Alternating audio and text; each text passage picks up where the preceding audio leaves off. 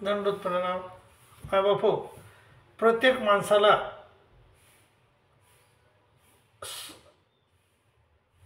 विश्रांतीची गरज असते आणि त्या विश्रांतीसाठी निवास म्हणजे राहण्याचं ठिकाण पाहिजे.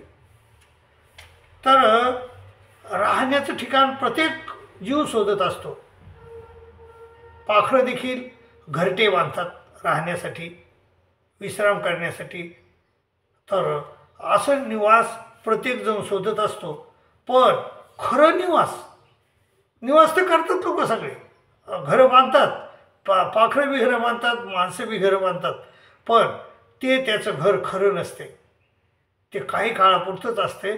पण खरा निवास, तर त्या निवास आपला खरा कोणता निवास आहे त्याचा शोध आपण घेतला पाहिजे. आपण तमात होतो, मग तम आपलं खरं निवास आहे का? नाही.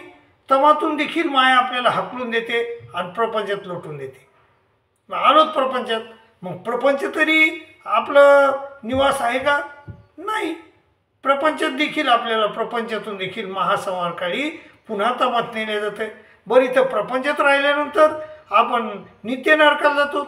नित्य नरक तरी आपलं निवास आहे का कायमचं? नाही. तिथून बी आपल्याला काढून दिले जाते. आपण जडत्वाला जातो, तिथून बी काढले जात आहे. आपण चौकडीला जातो, चौकडीतून बी आपल्याला काढले जात आहे.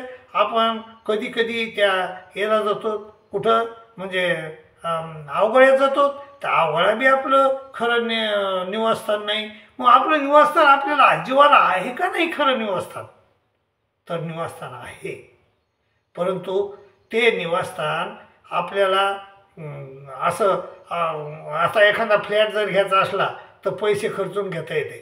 पण ते निवासस्थान जे आहे खरं निवासस्थान, जिथून की यद्गत्वानं निवर्तनते, तिथून पुन्हा वापस येण्याची गरज नाही आणि तिथं आनंदच आनंद आहे. इथं ह्या निवासस्थानामध्ये दुःख आहे, तुम्हाला दुःख आहे, सुख आहे, परंतु ते असं निवासस्थान आहे की जिथं तुम्हाला दुःखाचा लवलेस नाही, सुखच सुख. तर असं निवासस्थान कशाने मिळतंय?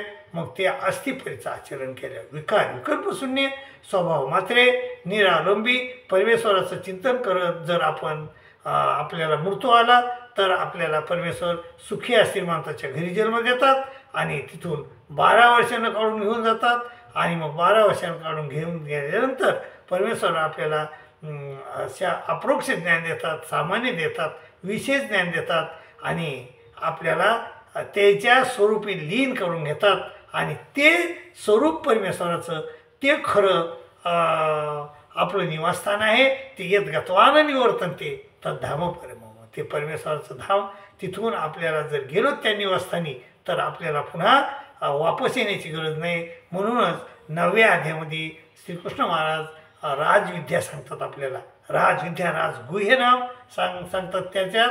आणि त्या राजविद्या सांगताना ते म्हणतात, अर्जुना गतीर भरता प्रभू साक्षी निवास शरणम स्वत प्रभो प्रलय स्थानम निधानम बीजमवयम. मी खरं निवासस्थान मी तुमचं आहे.